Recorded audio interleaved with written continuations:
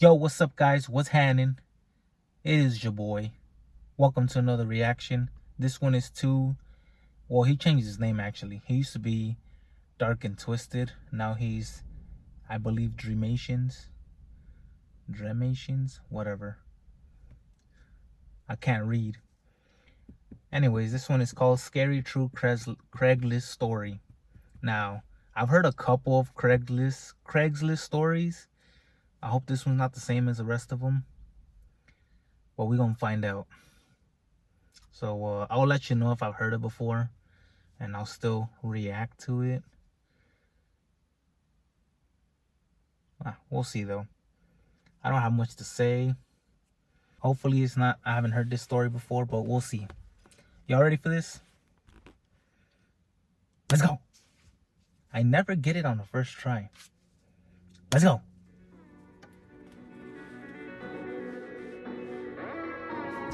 Dreamations. There you go.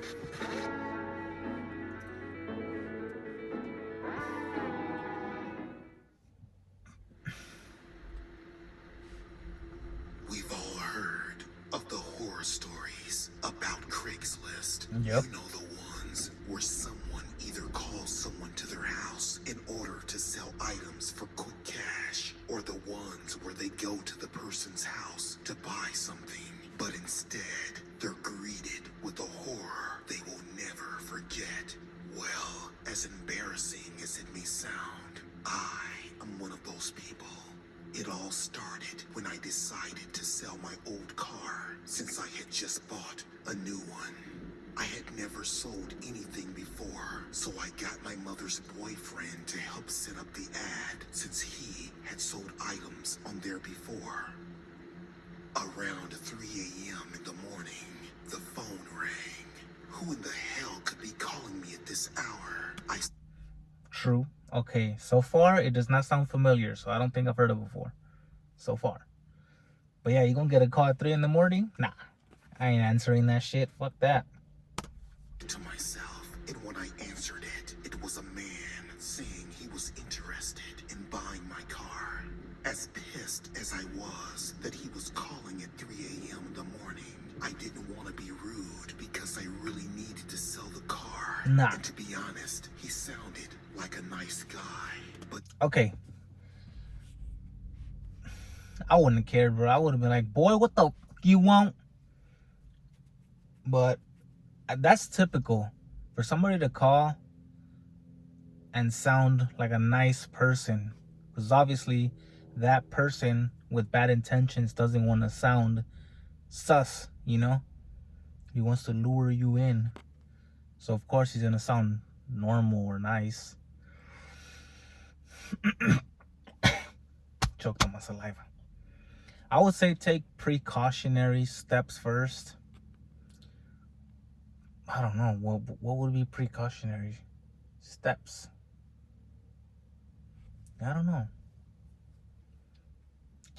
I don't know, just be careful, but let's see what this guy does. sounded old as if he was in his late 70s. So I gave him the address, and he said he could drop by the next day around 1 a.m. in the morning. I know what you're thinking. Why would you even consider meeting up with a guy at such a late hour? But he said that he was usually busy during the day, and that was the only time that he could come by. So I said yes. That's typical. People that like sound sus on Craigslist or whatever, they always say they can't during the day because they work. I mean, I could kind of understand, but it's just typical, you know? Like, if that were me, like, okay, here's one step, which is kind of messed up, but I would give my neighbor's address and be like, yes, stop by. And, you know, give them a time and whatever, make sure I'm there at home. And, like, peek out my window to see if the guy actually shows up and see what he does and stuff, you know, keep an eye on him, obviously, from your house, and see what he does with his neighbor. I don't know. That's if I'm feeling bad about this guy. If I have a bad feeling about the person coming, pause, I wouldn't give him my address. I would give him my neighbor's. Like, and then, you know, if nothing bad happens, then I don't know. Yeah, I'll do that. Then we'll see what happens after, but that's just me. The next day, at exactly 1 a.m., a pair of headlights pulled up in my driveway. My wife said she had a bad feeling and thought it looked sketchy. But my wife was known to be paranoid by nature, so I just told her that everything would be okay, even though, honestly, I had a bad feeling as well. But needing to sell my car made me ignore the warning.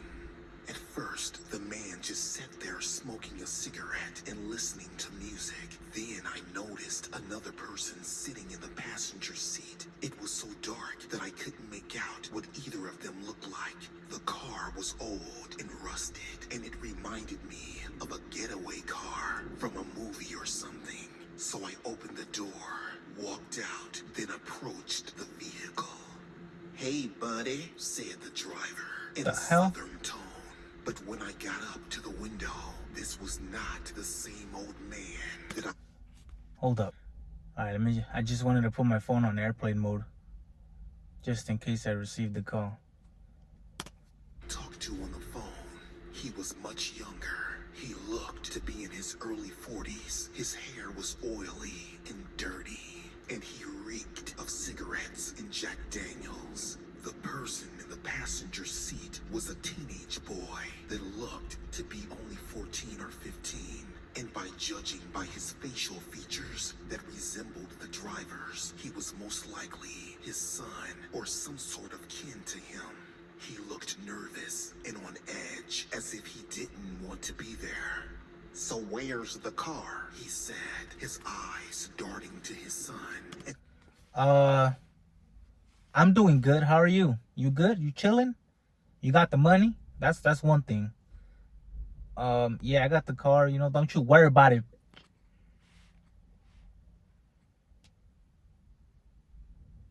Yeah, I need to chill. "Me, it's in the garage," I said nervously. I regretted even telling him that. Then I heard my front door open as footsteps approached me from behind. "Is everything okay?" said my wife, rubbing her hand on my back. Get your ass. Yeah. "Why don't you just go back inside, sweetheart? Exactly. I'll be back in a few," I said. Yeah. Then I noticed the driver's eyes scanning my wife up and down in a perverted way. My boy, we about to have some problems. I'd be like, you like what you see? Huh? I don't want to say what I would do after. "Are you sure?" she said. Yeah, I replied. Then she walked back inside. "Is that your wife?" said the driver. "Yeah." Don't you worry about it, bitch. Yeah, don't worry about it. I replied. "Boy, are you one lucky son of a bitch. She's hot. How did you bag such a hot piece of tail like that?" Bro, I don't want to keep pausing this, bro. Fuck, man. First of all, that's him. You know, if I was in the person's shoes selling the car, if I was in his shoes, just that son of a bitch would have got to me. And then still, how would you bag a nice tail or whatever the hell he said? Man, surprised this was not throwing hands yet. I don't know. Even if the guy sounds nice over the phone, I would have, knowing he was coming to my house, I would have had, I would have been prepared, like with something, like with some type of weapon. With a deceiving looking smile that gave me the creeps. "Are you here for the car or my wife?" I asked. For real. "I wouldn't mind having both, to be honest," he said in laughter, nudging the kid in the passenger seat with his elbow.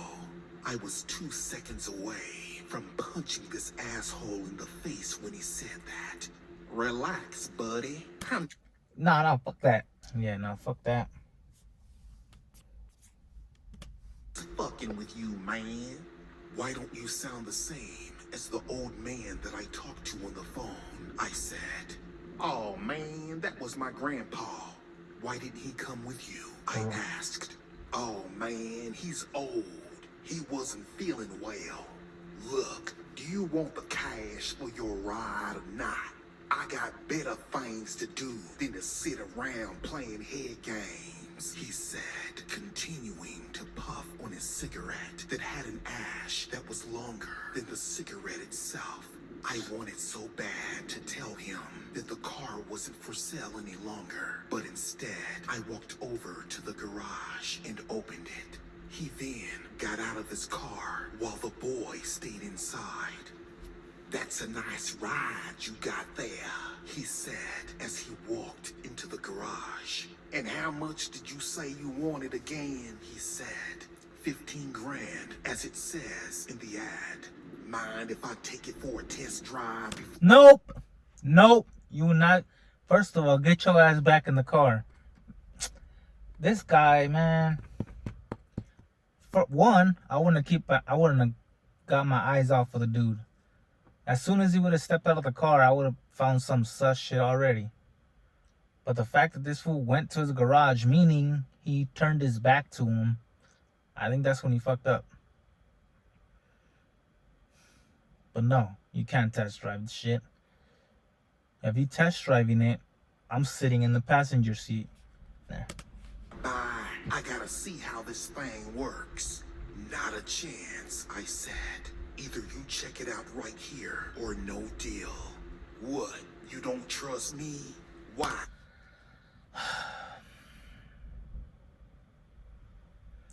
Did this guy just say, why you don't trust me? No, I don't trust you. I don't even know you, bruh. Then again, that's why you shouldn't have given him your address. This was making me mad. Well, the buyer. Come on, man. How are you gonna expect somebody you don't know to trust you? I feel like that should be common sense. Sometimes you can't even trust people you do know. Because I'm not uppity up like you and your wife. I know people like you with your fancy cars and your big old house. You probably look down on people like me, huh? And what kind of people is that? I replied. Redneck trailer trash. Am I right? I never called you that, I said. But you're thinking it, aren't you? Yep. Look, do you want to buy my car or not? I said. Like I said, only if you let me take it for a test drive. Nope. I'm not letting you take my car.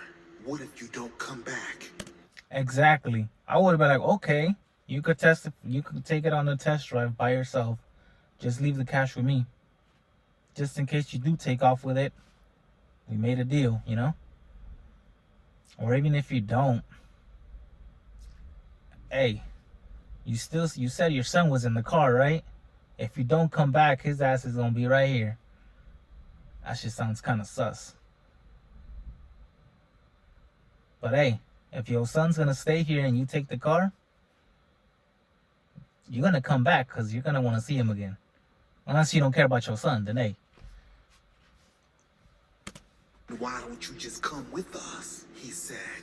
I should have said no, but for some reason, I said okay. So I texted my wife that I would be back within 20 minutes. But as I expected, she begged for me not to go anywhere with them. But I assured her that everything would be okay. Then the three of us got into the car and took off. I think you might want to strap on that seatbelt, he said. After driving around for about 15 minutes, I told the driver that we should probably head back. All right, but first I need to stop off at the gas station to use a restroom, he said as we pulled into the gas station. I waited out in the car while he and the boy went inside. Then, out of nowhere, I heard a gunshot as both of them came running out, then hopped into the car. What the fuck happened? I yelled. Hold up. If they went into the gas station, I wonder if he took the keys with him when he went inside. If he didn't, if I was a dude selling the car, I would have hopped in the driver's seat later. Then I noticed a bag full of money in his lap. He then took the bag and tossed it into the back seat. Did you rob that gas station? I yelled in panic, but he just laughed as I yelled for him to slow down. Before I knew it, red and blue lights were flashing behind us. I yelled for him to pull over, but he said, stop whining like a little bitch. Toughen it up, man, he said as the police ordered for him to pull over. Then, all of a sudden, there was a gunshot as the man's brains splattered all over the windshield. Oh my God, I yelled as the car crashed into a sign up ahead. When the car came to a stop, I looked into the back seat and the boy was holding a gun in his hand. He was the one that shot the man. Come to find out, the boy had been kidnapped since he was 8 years old and held captive by his father. The boy was soon reunited with his mother.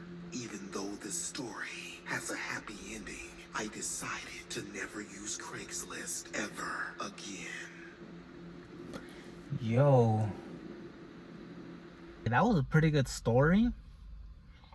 Even though it wasn't an animation, I thought it was gonna be, because I think the thumbnail was a guy holding a gun, so I thought it was a thumbnail. I mean, animation. I mean, it was cool. Like I said, I still posted it because, you know, the story was pretty entertaining. It's pretty good. I usually don't react to just stories with no animation or video to it, but this one was good. I mean, I like listening to them out, you know, like when I'm at work, because I'm not looking at the screen, I'm just listening to it. But yeah, this was a good story. Yeah, the dude.